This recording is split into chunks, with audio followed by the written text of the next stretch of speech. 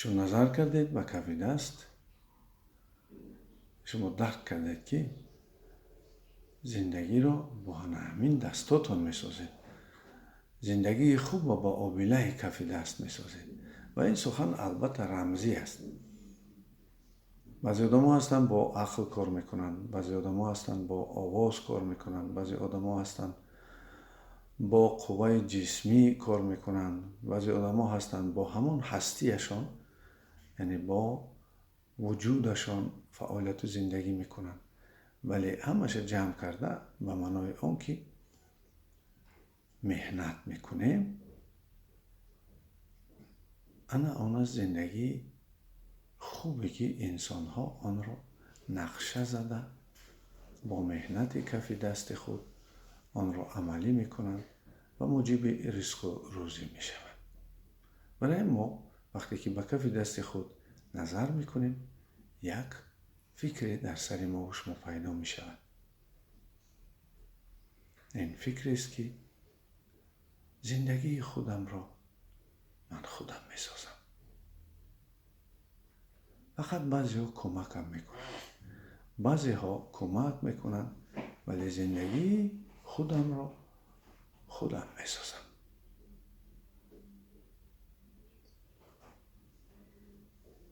کنسترکتوری، انجینری، زندگی خود، ارکیتکتوری حیاتی خود، این خودی من هستم. از درست بشینید آزاد چشمان خود را بپوشید و با این باوری ما و شما سر میکنیم امروز ورزش نوبتی روحی خود را، تا که روز تا روز بهتر شویم، داروهای بدن حاصل شوند، وجود ما تازه باشد. کوشش کنید که بدن خود را نجنبانید، کف پای خود را به زمین استوار بگیرید تا اینکه مانند آن میشوند در روش طبابت، در روش سکوت، گویا که پایهایتان مخروب شده باشد. آزاد بشینید. ما امروز سیری تگی دل، سیری زیر شعور میکنیم.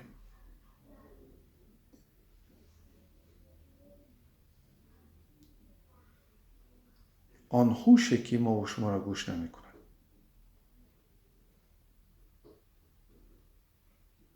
این هوشی که ما و شما داریم، این هوش اجتماعی است.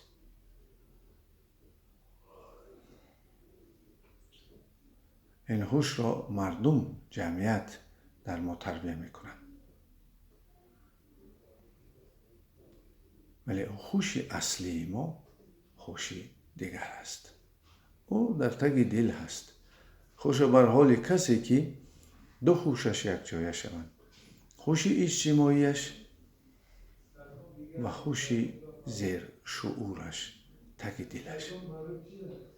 ضمیر و زبان یکی شدند و گفتی حافظ دانا من بنده آن کسی که دل و زبان یکی است. پس برای آن که ما و شما با باطن خود وارد شویم، برای که ما از آنجا پیش کنیم ناراحتی ها را، آن که ما و شما روز تا روز خوشبختی و خوشبختی خود را حس کنیم و بیدار سازیم آن قوه نهانی که در درون ما و شماست. یک قوه بزرگ است در تگ دل ما و شما. شما در یاد گیرید وقتی که قوه دینامیت را پیدا کردن و آن ترکیشی که این قوه دینامیت میکرد، بینید چقدر ویرانی ها می آورد. تا حال از حساب همین پارخ، از حساب همین قوه جنگ ها می کنند. ولی یک کس توانست که قوه اتمی را، نیروی اتمی را استفاده برد و یک بمب آن توانست که 2 شهر بزرگ را در روی زمین و خاک یکسان کند. آیا در درون ما این قوه اتمی نیست؟ آیا ما از حجره ها، از مولکوله ها، از اتم ها عبارت نیستیم؟ البته هستیم. پس قوه باطنی خود را با واسطه سکوت بیدار کنید.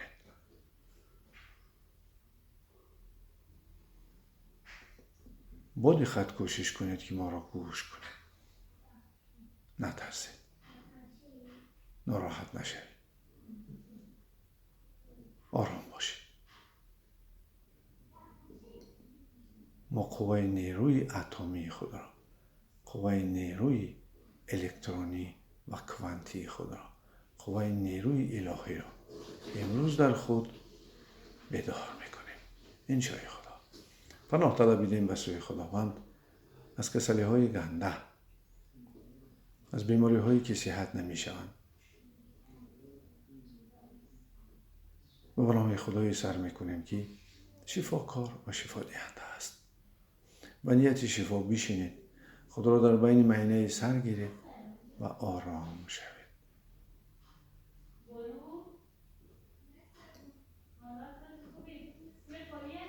چقدر خوب و نفس و آزاد نشسته، چقدر آزاد و آرام نشسته.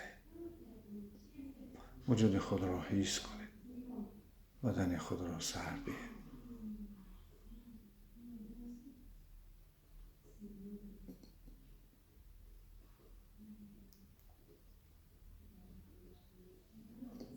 وجود خود را حس کنید، بدن خود را سر دهید.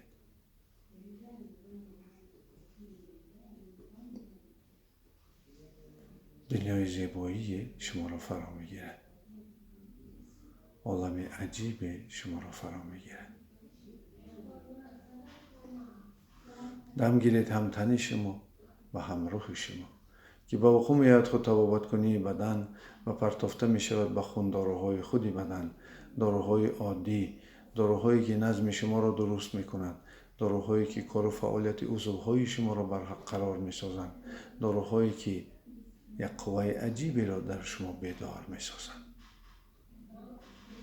در بین معینه سرید و آرامید، بدن خود را حس کنید. هوشیار باش ای ساکت. و خود و زیرک باش که این تنی که داری در تو یک وقت معینی خدمت میکند. این بدنی که حالا تو در درون او هستی و اگر صاحب او باشی خوشا بر حالت و اگر او را صاحبی نکنی دیگر که صاحبی میکند، پس صاحب خود باش و این تن را درست در خدمت گذار. و وظیفت است چون مزراب کردی درست جور کردی آن کارهایی که در بدن تو می شوند، آن وقت بدن تو به تو دور و دراز خدمت می کند. این بدن سبب آن است که ما در این متریای سه چینکه می توانیم که زندگی کنیم. در حالت نبودن این بدن ما در این متریای سه چینکه در آمدن نمی توانیم و به عالم دیگر می رویم. عالم های زیادی 4 و 5 و 6 و 7 تا 18,000 چینک. پس هوشیار باش و بدن خود را حالا دقت ده.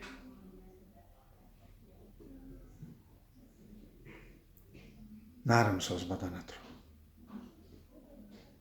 ملایم کن جایهای شدتناکش را و بدنت را دوست دار. اینقدر تن آدمی را خداوند عزت کرده است که اینقدر تن آدم شریف است که برای تن ما و شما بهشت ساخته است که ما همه حلاوت هایی که برای نفس و تن ما هستند در بهشت هستند. و اگر بین تو و بین بدنت نافهمی ها باشند، آن وقت سبب جنجال می شود و از زندگی بهره نمی بری. روز و سال و ماهت به کسلی می گذرد و این سبب آن می شود که باز عاقبتش را خدا بخیر کند. ولی این معنی ندارد که بدن ما و شما کسل نشود. یکی از خاصیت های بدن ما همین است که چون ما خطا میکنیم، چون ما گناه میکنیم، آن وقت گرفتار میشویم به این یا آن بیماری ها. یا که این جزا هست، یا اینکه این تازه شوی بدن ما هست، یا اینکه این آموزش است، تجربه هست، این مبارزه هست. حکمتش را خدا میداند.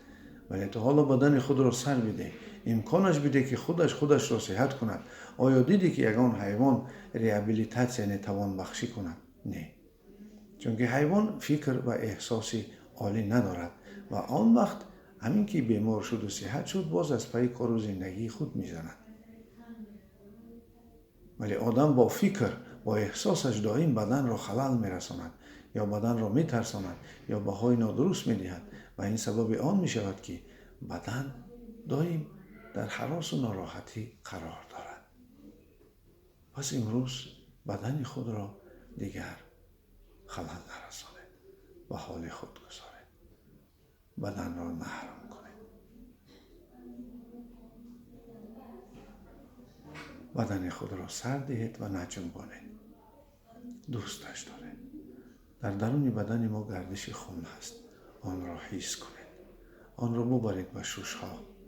تا که بیماری که گذرانده اید، بیماری مانند کرونا ویروس، تا که یک و یک باره پره همه آن باقی مانده های بیماری از بدن با خون شسته شوند. گرده به گرده داده شوند و گرده آن را به بیرون بردارد.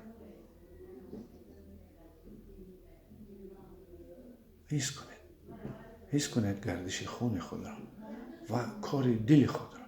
کار دلی که شما را چقدر آرام و آسوده می کند، چقدر شما را به راحت و آرام می سازد. کار دل خود را به قوت و آرامانه حس کنید. چقدر خوب نغز و آزاد نشسته. وجود تازه، روشن و آرام است.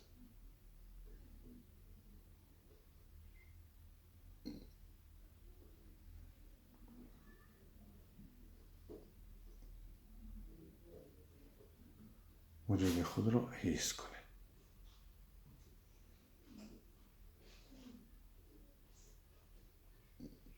دم گیرید هم تن شما و هم راه شما. گردش خون در بدن درست است. حسیات عجیبی آرام کننده ما و شما را فرا گرفته است.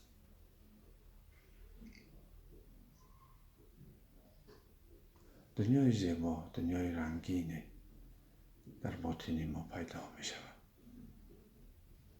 ما حس میکنیم که خون سرخ با فعالیت کار دل در تمام بدن پهن می شود.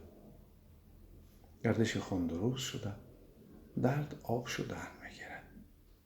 اما باقی مانده های بیماری ها، ناراحتی ها از بدن ما و شما دور می شود.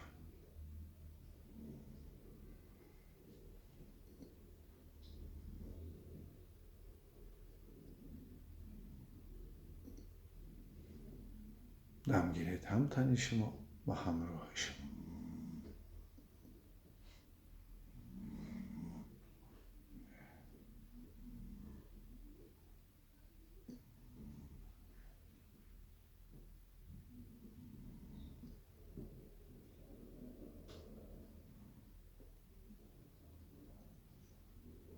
در کجایی که گردش خون است آنجا آبادی است. بدن ما و شما ساختمان می شود، از نو می شود و همه سیاهی و ازمینی وجود ما و شما را ترک می کند. اگر حسیات های گوناگونی که شما در باطن خود می بینید آنها را قپید، بالای آن را بگیرید، یاد گیرید.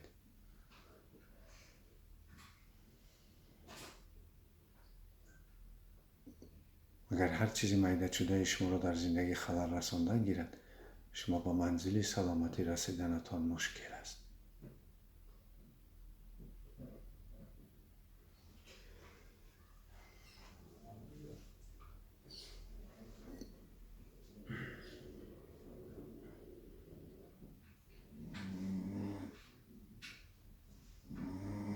دالا شوید به حالتی که شما را فرا میگیرد.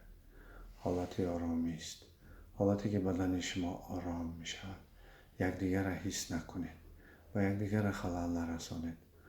قبول یکدیگر را نگیرید. داده شوید به حالتی که شما را فرا گرفته است. از بدن یک نوری می گذرد و این نور ما و شما را به زمین پیوست می کند. اما سیاهی و ازمینی از بدن می رود. چقدر خوب نغز و آزاد نشسته.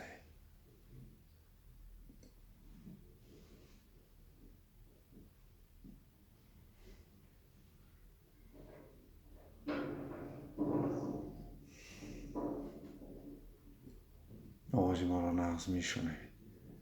و دنیای باطنی خود وارد شدید. گردش خون حس میکنید. قوای جاذبه زمین حس میکنید. و قوای نوری گرمی آفتاب را که از دل آفتاب نوری میاد که سرچشمه آن از نور عرش است و آن از بدن گذشته و ما امید میدهد. همه ناراحتی های بدن را برطرف میکند. همه چیزی که در بدن نادرست کار میکند و معیاری درستی میآید. چون که سرشوی همه بیماری از اندک است و باز به همون اندکی خود می رود و خاطره پیشینه صحتی خود را بدن به یاد می آورد.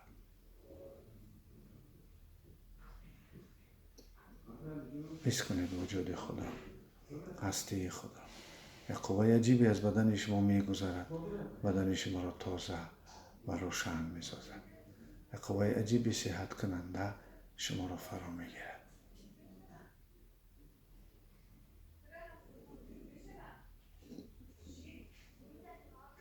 دم گیرید هم تن شما و هم روح شما که به عقومیت خود تبابت کنید بدن و پرتافته می شود به خون داروهای خود بدن.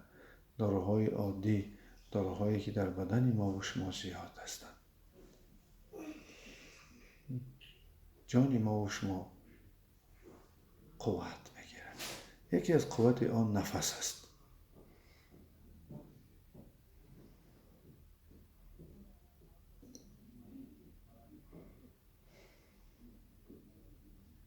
یکی از قوت ما و شما نفس است. نفس میگیریم، درون ما پر هوا می شود و وقتی نفس میبراریم در تمام بدن از آن جمله به دستان نفس پهن می شود.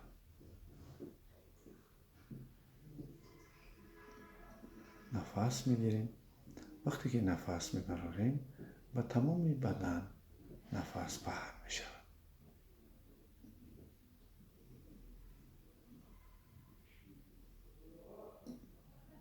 باعث داشته بدن ما سبک می شود. وقتی که در بیرون راه می گردید شما حس می کنید.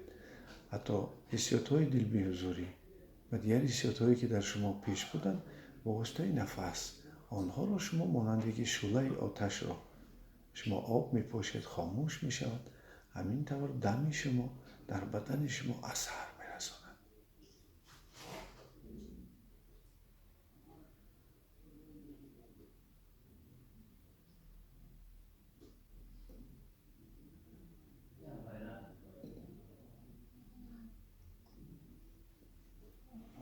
شما وجود خود را تازه و روشن حس می کنید.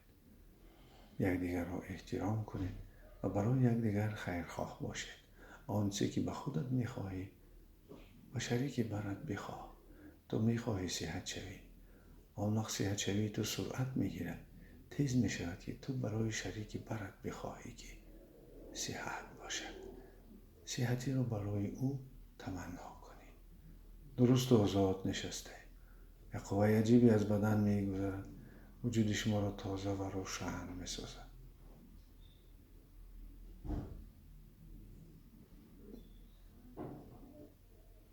و هیچ چیز مانعی ما و شما نیست. ما روح شما را حس میکنیم.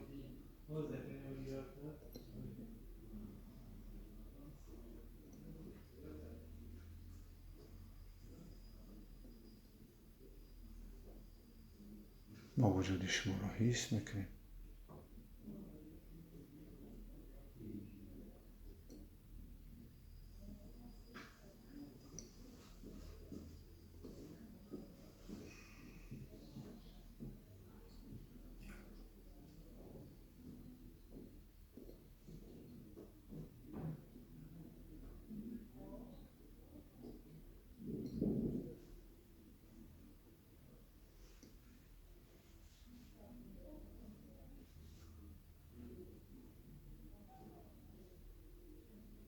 و زندگی را که دیگر میگیرد. داده شاید با حالتی که شما را فرا گرفته است. بدن سبک و سبک شدن میگه. دنیا دیگر و دیگر میشود. عالم عجیب شما را فرا میگیرد.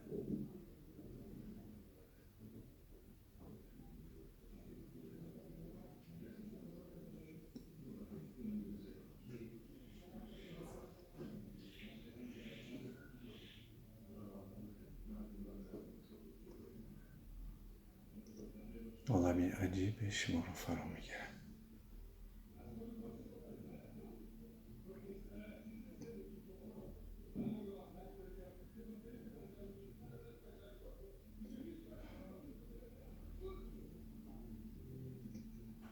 ما وقتی بدن را به حال خود گذاشتیم، ما حس میکنیم که پیش نظر ما رنگ‌های عجیب، طبیعتی عجیبی میآید. ما فراموش کردیم آن واقعه و حادثه هایی که با ما شده بودند. ما چیزی دیگر را پیش نظر میآوریم. گویا که ما در یک آینه خودمان را میبینیم که چی خیلی خودش را میبیند.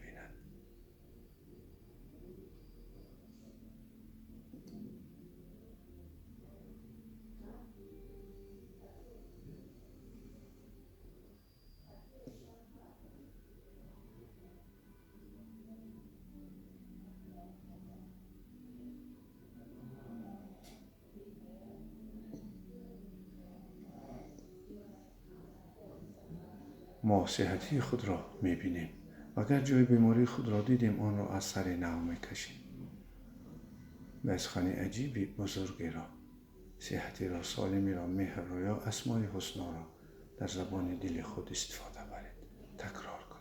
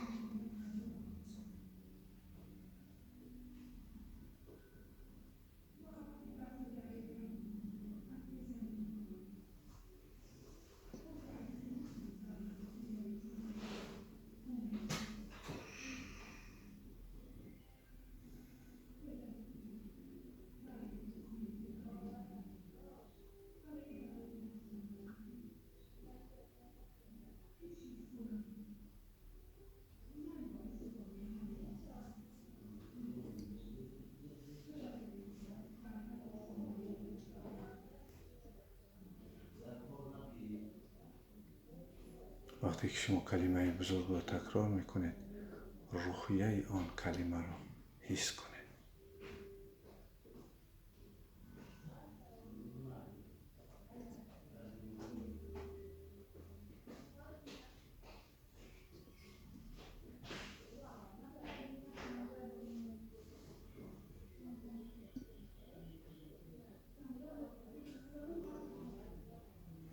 باوری، مهر، صحتی، سالمی، فهمش، آینده بینی بر شما پیدا می شود. اکنون یک چیزی را بسازید در پیش نظر خود.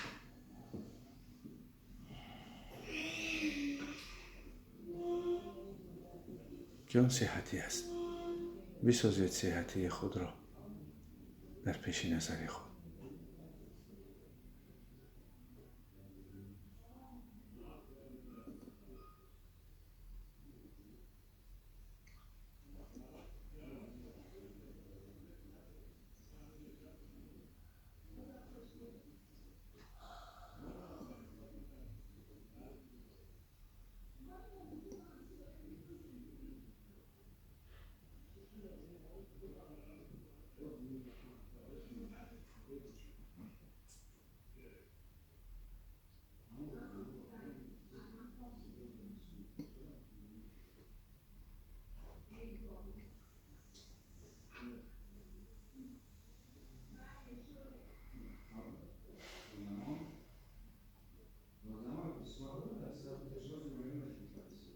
آن را بسازید در پیش نظر خود.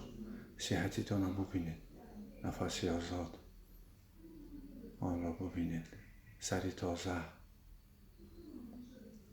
شکمی آرام حل کننده، نافی در جایش، دلی که افتاده بود جایش گرفت. برکت دستان، فکری درست، سری روشن، استمراری به درد.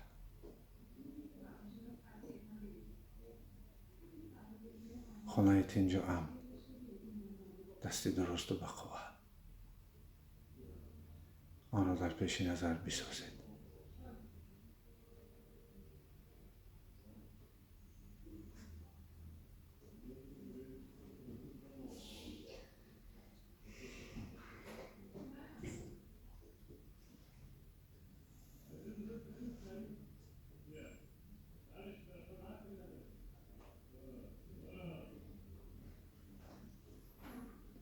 و آن را گفته به زبان دل به تگ دل پرتاید.